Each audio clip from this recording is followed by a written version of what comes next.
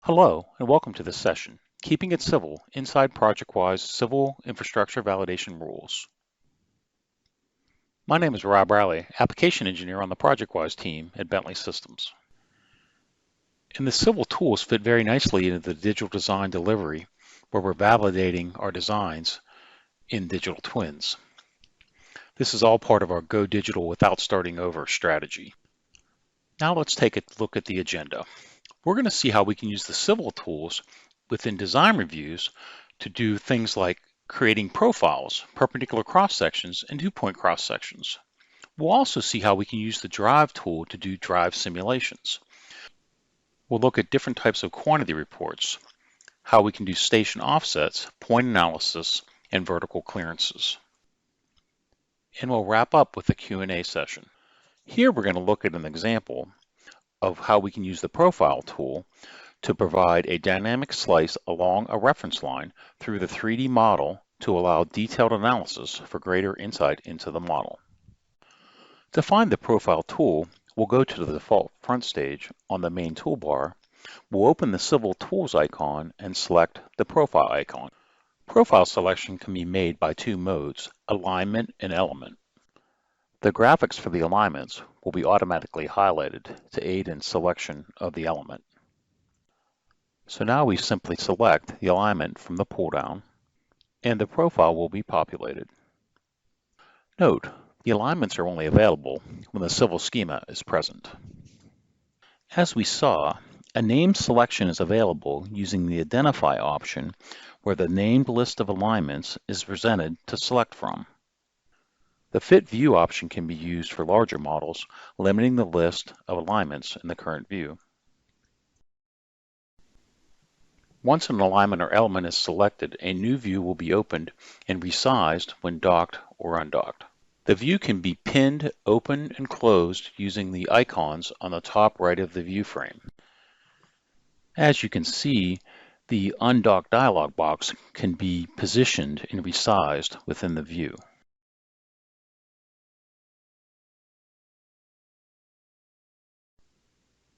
You can zoom in and out of the view using the wheel on your mouse.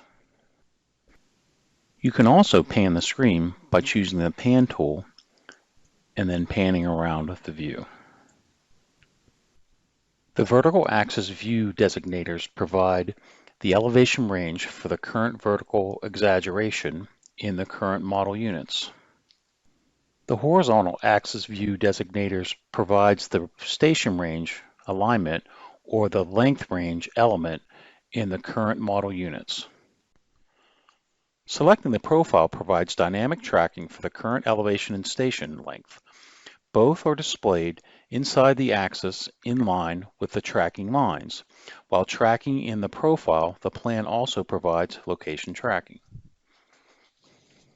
The selected alignment or element is annotated using the text options toggles in the Profile View Options menu on the right side of the view. Note for elements, this automation is limited to the slope between points. The element annotation and visibility of additional elements can be controlled in the Profiles drop-down on the left of the view. Selecting an element in the profile will open the Properties dialog box. The properties displayed here come from the design application. So now we've seen how the Profile tool can provide a dynamic slice through the model to provide detailed analysis. Next up, we're going to see how the Perpendicular Cross-Section command provides a dynamic slice through the 3D model perpendicular to the baseline reference to allow detailed analysis along the baseline for greater insight into the model. An easy way to work with this tool is to go into a top view and turn the camera off. This makes it easy to identify the different components you're working with. We also see that navigating the model is easy. Here we can easily rotate the model and pan around the view. To find the Perpendicular Cross-Section tool, you go to the default front stage main toolbar, open the Civil Tools icon, and select the Perpendicular Cross-Section icon. You will be prompted to pick an alignment or an element. In this case, we're doing an alignment. We then pick the alignment we want from the pull-down list and choose where along the alignment we want the perpendicular cross-section to be defined. Note that the dialog containing the section can be resized and also docked. You can select the origin point of the cross-section and drag it along the alignment, and the cross-section will update.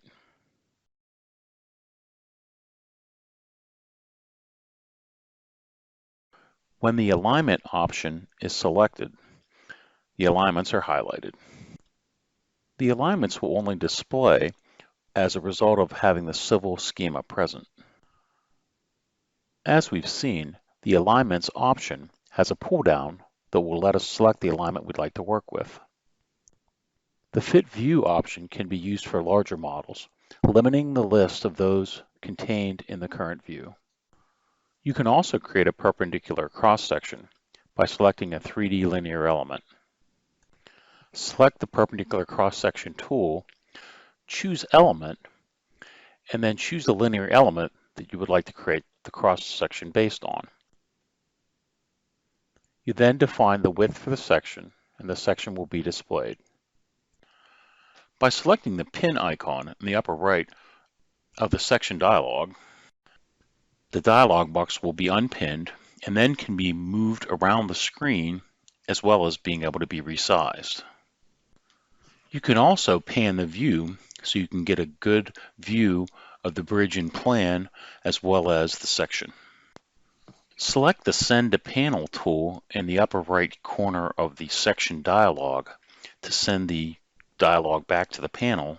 You can then expand the section dialog and pin it to the screen. When the X section view opens, a loading counter will display in the top of the view indicating the status of the view as it loads elements and surfaces.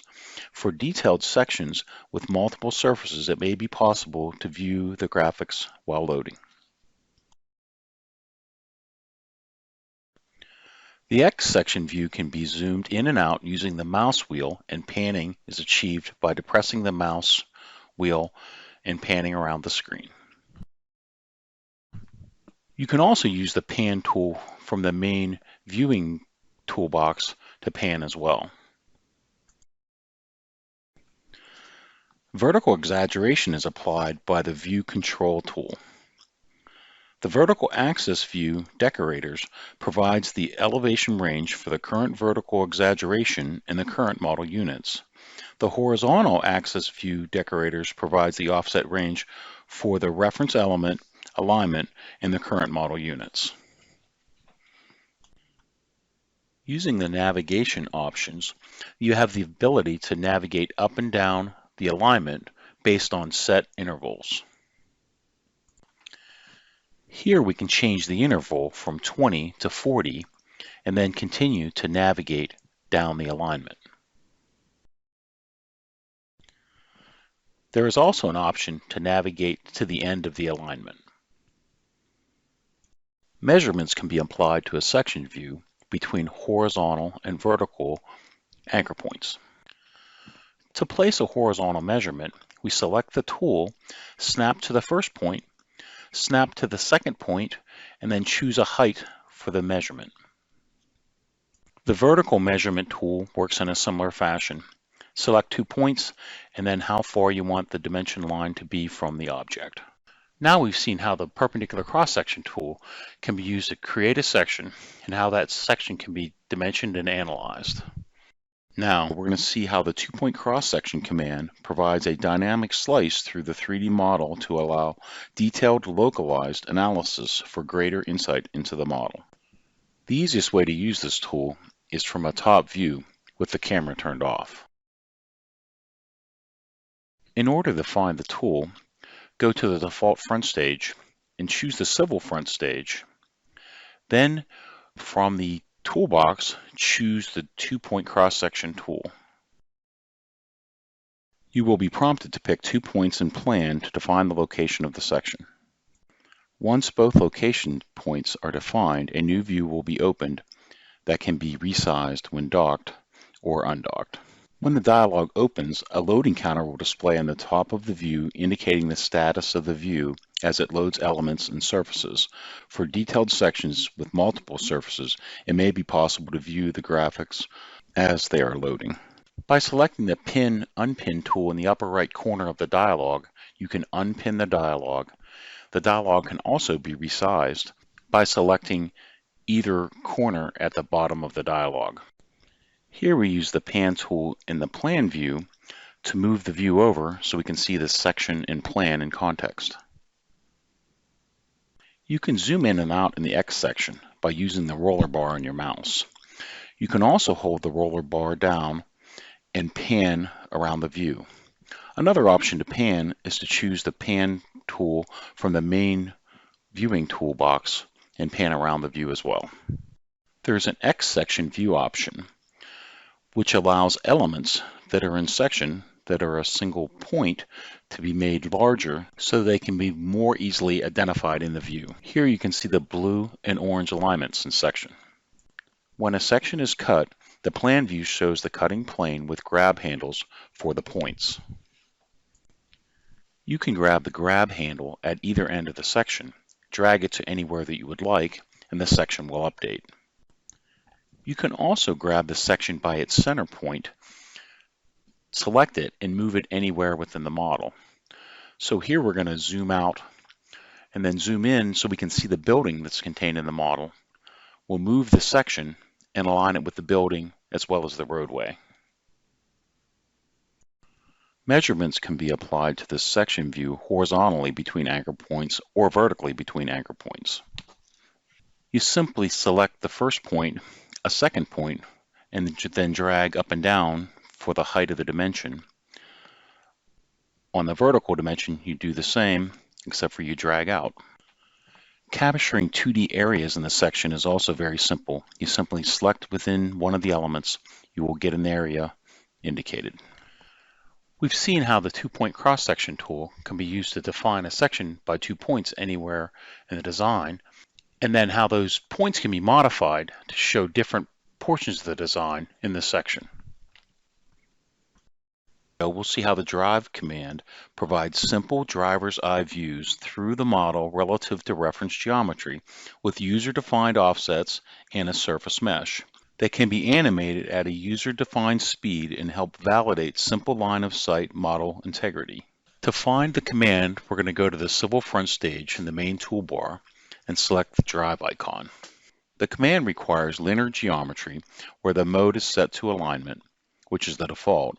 All alignments highlight in the model to aid in selection of the control.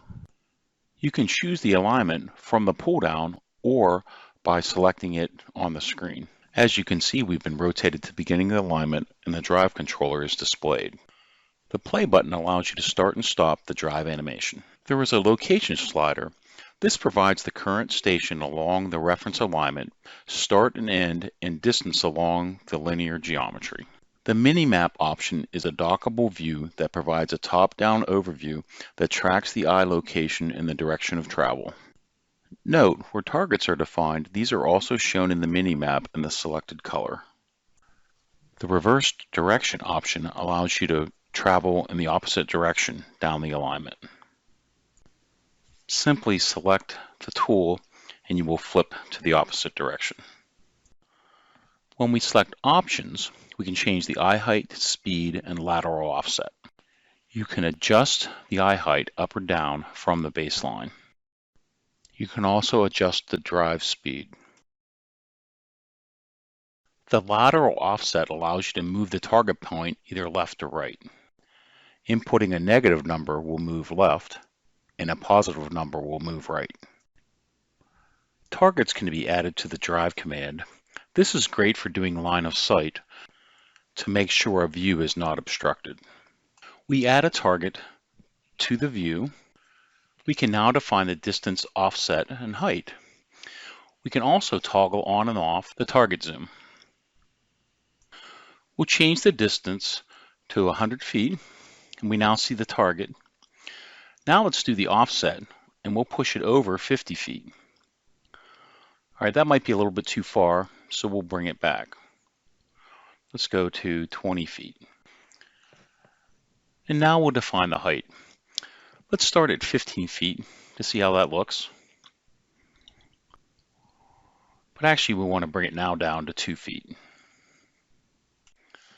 Let's update the offset one more time to 60 feet to get it off the roadway. Then we'll start the drive tool. And here's what's happening is we're moving along, and if our line of sight gets blocked to the target, a message is going to come up saying the target is not visible. This is a great option for checking line of sight. Now we've seen how we can use the drive tool to navigate through the design. Next up, we'll see how we can create a civil report along an alignment. This command produces a report on the quantities using elements located along the alignment. Only visible elements will be taken into account. The civil reports can be found in a separate docking tab. Drag out the dialog from the left side of the screen. Then select Civil Reports, which is the third tab from the left. Under Quantity Reports, select the plus sign next to Along Alignment. Then choose Quantity Report by Alignment. Once the command is executed, the tool settings will appear along with the following prompts. The first prompt is for the alignment selection. You can either identify the alignment by selecting it on the screen or select it from the drop-down list of alignments. Once the alignment is identified, it can be helpful to fit the view to the alignment. This can be accomplished by selecting this button in the tool settings. The left offset and right offset allow you to define the buffer width for the element selection. The report produced by this command allows for interval reporting as well as the overall summation along the alignment. The interval in the tool settings defines this span distance. The next prompts are for the start and end station. These can either be selected on the screen or entered directly in the tool settings. The final prompt will be a data point in space to accept all entries and produce the report. Once the report generation is complete, select the arrow to show the report expanded view. This view will provide two button options. Download the report, which creates a CSV file for use with applications such as Excel, and open the report in a new window, which displays the report in HTML in the new browser window. We've seen how we can create a report based on the quantity of the elements along the alignment. Next up, we will see how the Civil Quantities command can provide total quantities of selected mesh elements. Note, this command will only be active if a civil schema is detected in the iModel. This command can be found from the default front stage main toolbar. Open the Civil Tools and from the pop-up menu, select Civil Quantities. It can also be accessed from the Civil front stage. Open the Quantity tool and then select Civil Quantities. You will be prompted to select elements to display their quantities. Select an element, Measure Solid, and the measurement view will appear as shown. Any subsequent selections will be summed together and displayed. So now we have seen how the Civil Quantities command can provide total quantities of selected mesh elements. Next up, we will see how we can quantify civil information in an area of the design. This command provides a summation of a group of mesh elements contained within a fenced area. Note, this command will only be active if a civil schema is detected in the iModel. To find the command from the default front stage main toolbar, open the Civil Tools icon and select the Compute Quantity Area icon. Or from the Civil front stage, open the Quantity icon and select Compute Quantity Area. You will be prompted to enter the first point of the rectangle for the area you want to calculate.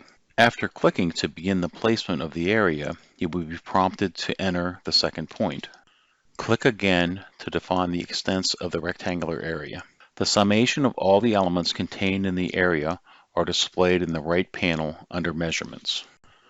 To clear the measurement, go to the upper left-hand corner of the view and use the Clear Measurement tool by clicking on it.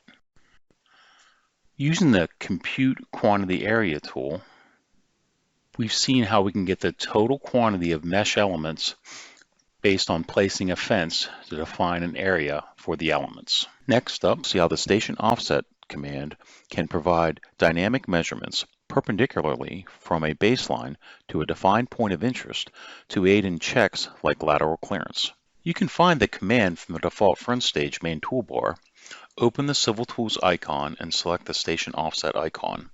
Or you can go to the Civil front stage main toolbar, select the Elevate icon, and then the Station Offset tool. You can do a station offset by element or alignment. Here we'll select element, select on the element we want to measure from, and then choose how far the offset is. Note that the measurement results are displayed in the lower right-hand corner of the screen. You can also use an alignment. Choose the alignment option, then pick a point along the alignment and measure to the point you would like to get the measurement for.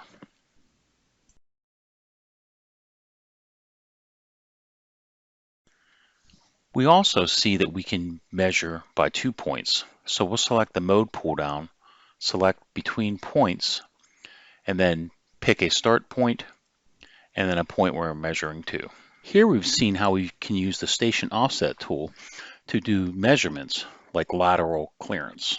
We'll see how the minimum clearance measurement tool can provide a measurement describing the shortest distance between two meshes or solids. To find the command, we'll go to the pull down and select the Civil front stage. Then select the Evaluate icon and the minimum clearance measurement tool. To execute the command, select the first element, followed by a data point in space, then select the second element, again followed by a data point in space. A dimension line is drawn showing the closest distance between the 2 points. You can clear the measurement by choosing the Clear Measurement tool. So now we've seen how the minimum clearance tool can measure the minimum distance between meshes and solids. The point analysis command provides a dynamic cursor tracking and point information on linear elements and surfaces. The point analysis tool has no control settings. It simply tracks over the model, providing dynamic information at the cursor that can be placed into the model at a static dimension. Snap settings are indicated as the cursor tracks over the model and can be used to help guide the placement. The reported information depends on what type of element is being tracked and provides meshes, XYZ slope and direct vector graphics, linear elements XYZ for the nearest snap point. Selecting the place measurement allows viewing the reported point properties. Dimensions are temporary to the session and can be cleared from the view by selecting Clear Measurements.